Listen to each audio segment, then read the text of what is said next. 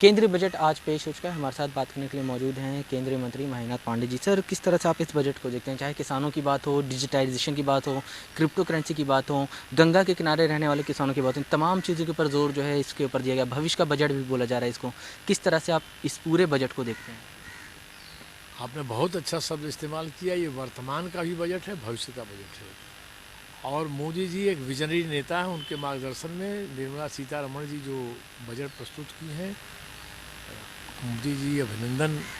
और निर्मला जी का भी बहुत बधाई है कि जो मोदी जी ने लाल किले से एक खाका खींचा था कि आज अमृत महोत्सव वर्ष है ये, और आगामी 100 वर्ष जब आज़ादी के पूर्ण होंगे तब कैसा भारत हो, उस दिशा में भी हम सब कदम उठाते जाएंगे। मैंने जो व्यक्ति आज की तिथि में 100 वर्ष, ये बजट उसी तरह के भारत की तरफ ले जाने वाला बजट है। भारत को हर दृष्टि से कैसे समृद्ध किया जाए, कैसे सामर्थ्यवान देश बनाया जाए, जो अब तक विगत अनेक वर्षों पूर्व की सरकारों ने जिस पर ध्यान नहीं दिया था, उस पर ध्यान लगातार मोदी जी की सरकार, मोदी जी की अगुवाई में, माननीय मोदी जी के मार्गदर्शन में, उनकी प्रेरणा से दे रही है। उस दृष्टि से आज के जो कदम हैं वो हर दृष्टि से भारत की समृद्धि के कदम हैं।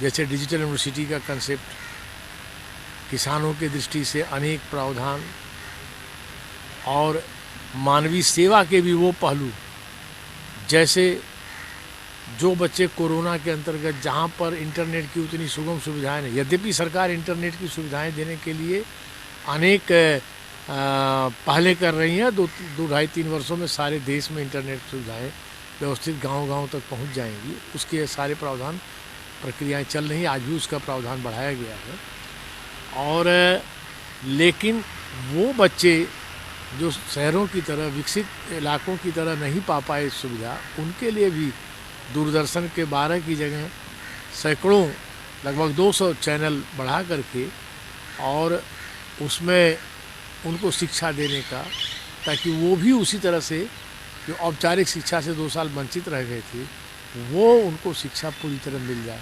यहाँ तक के प्रावधानों की चिंता की गई है। आप जैसे गंगा के किनारे, गंगा यमुना धर की धरती बोला जाता है देश को, सस्य श्यामला धरती हमारे वंदे मातरम गान में आता है, लेकिन उस पर एक बड़ी निगाह मोदी जी ने डाली है और हमारी सरकार ने बजट में उसके प्रावधान किया है, निर्मला जी द्वारा प्रस्तुत बजट में, कि पूरे गंगा के किनारे और 5 किलोमीटर के दायरे में। वही सवाल मेरा भी है कि उत्तर प्रदेश की दृष्टि से इस पूरे बजट को आप कितना अहम मानते हैं? क्योंकि गंगा जो है वो देश में सबसे लंबी जो बहाव है, कहा जाए बहती है, वो उत्तर प्रदेश में बहती है। और किसानों को लेकर, जो गंगा किनारे किसान हैं, उनको लेकर भी इस बजट में कुछ खास है। किस तरह से? सबसे अधिक उत्तर प्रदेश में बहती है, उत्तराखंड में बहते हुए शुरू उद्गम से लेके आती है, और वो आगे उत्तराखंड में उसका महत्व, उत्तर प्रदेश में भी बहुत बड़ा दायरा है। स्वाभाविक है, गंगा दोआब की ज़मीन जो बोली जाती है, इसी नाते उत्तर प्रदेश की आबादी भी ज़्यादा है, क्योंकि इस ज़मीन पर उर्वरा भूमि है। इस नाते इस माँ गंगा नदी के किनारे लोग बसे, बढ़े, आगे सभ्यता का विस्तार भी हुआ। उसी तरह बिहार बंगाल में बहते हुआ गंगा सागर विलीन होती है।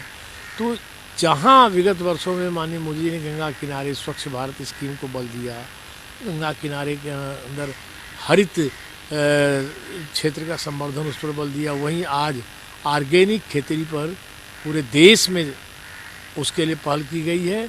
और पूरे गंगा के किनारे 5 किलोमीटर के दायरे में ऑर्गेनिक खेती को अपने आप कल्पना कर लीजिए कि कल को आगामी 8-10 वर्षों बाद, एक तो गंगा अपने आप निर्मलीकरण के साथ साथ अच्छा वातावरण देती है, और गंगा निर्मल हुई है मोदी जी की पहलों से, ये दुनिया मानने लगी है, बहुत हद तक निर्मल हुई है। और वहाँ 5 किलोमीटर की ऑर्गेनिक खेती का जो दायरा है, यह दायरा आपको कितना सुखद स्वरूप देगा, और लोगों के स्वास्थ्य और हर तरह के विकास के लिए ये सब एक दूरगामी सोच का नेता ही कर सकता है। उन्होंने किया।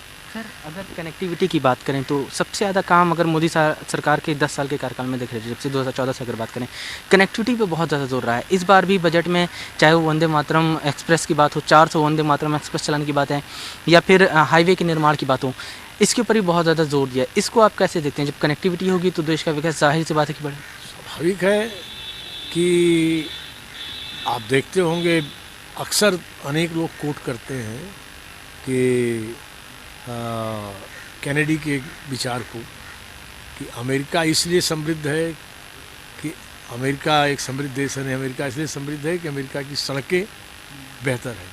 तो आज इंफ्रास्ट्रक्चर के क्षेत्र में जो कदम मोदी सरकार उठा रही है और इस बजट में निर्मला जी ने उसका प्रावधान किया है, और पीएम गति शक्ति योजना वो इंफ्रास्ट्रक्चर के क्षेत्र में बहुत क्रांतिकारी पहल, और आज तो बहुत फोकस उस पर किया है उन्होंने, और उस दृष्टि से और कई प्रावधान किए गए हैं। वैश्विक स्वरूप देने के लिए 100 कार्गो जोन बनाने का ये प्रावधान किए गए हैं। पीएम गति शक्ति के प्रावधानों पर बजट का बड़ा भारी प्रावधान किया गया है।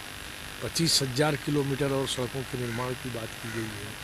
तो ये सारी चीज़ें अपने आप में देश को, ये जो इंफ्रास्ट्रक्चर है, इंफ्रास्ट्रक्चर के लिए और भी प्रावधान बजट में डिटेल में, आपके पास समय कम होगा, तो जिससे कि देश एक वैश्विक महाशक्ति के रूप में दुनिया के सामने आगे आ सके। सर आखिरी सवाल है, आप हैवी इंडस्ट्री मिनिस्ट्री भी हैं, और अगर इस बार देखा जाए बजट में जो बैटरी होती है उनको लेकर भी एक प्रावधान लाया गया है, नया कॉन्सेप्ट आया है, उसको आप किस तरह से देखते हैं, कितना कारगर होगा वो फ्यूचर में आपके मंत्रालय के हिसाब से? देखिए, बैटरी पर हमारी सरकार लगातार इस पर काम कर रही है। फेम 1 और फेम 2 में इलेक्ट्रिक मोबिलिटी पर बढ़ावा देने की कई स्कीमें हैं जिस पर काम तेज़ी से चल रहा है, जनता उसका लाभ उठा रही है। और अभी ऑटो सेक्टर में पीएलआई और ऑटो बैटरी क्षेत्र में पीएलआई, ये 2 स्कीमों से भी उस काम को तेज़ी से गति दी जा रही है। और लेकिन उसमें एक कठिनाई जो आती थी, उभरती थी कि चार्जिंग में टाइम लगता है। उस पर भी यद्यपि हमारे विभाग से जुड़ी संस्था ARAI पुणे जो है काफ़ी काम कर रही है कि कम समय में चार्जिंग की सुविधाएं हों। चार्जिंग स्टेशनों के दायरे भी बढ़ाए जा रहे हैं। कई एक्सप्रेसवे को हम लोगों ने इलेक्ट्रिक मोबिलिटी की दृष्टि से इलेक्ट्रिक एक्सप्रेसवे घोषित करने के काफ़ी हम लोग निकट पहुंच चुके हैं। लेकिन आज जो इस बजट में एक नई नीति घोषित की गई है कि हम बैटरी स्वैपिंग की पॉलिसी लेके आएंगे, बैटरी की अदला बदली, ताकि आदमी को समय की बचत हो और वो इलेक्ट्रिक मोबिलिटी की बैटरी लेके चले, जहाँ उसका चार्जिंग की ज़रूरत की स्थिति हो उसको दे और बदले, आगे बढ़े। तो ये जो तेज़ गति से ये जो प्रावधान, उसके मूवमेंट में कोई बाधा नहीं होगी, इससे ई मोबिलिटी की तरफ देशवासी बहुत तेज़ी से आगे बढ़ेंगे। सर आखिरी सवाल है, विपक्ष से जुड़ा हुआ। विपक्ष ये आरोप लगा रहा है कि इस बजट में नया कुछ नहीं। राहुल गांधी कह रहे हैं कि न रोजगार के लिए नया है, जो पुरानी स्कीमें, मायावती का कहना है कि जो पुरानी स्कीमें थी उनके ऊपर काम ही नहीं किया गया इस बजट में।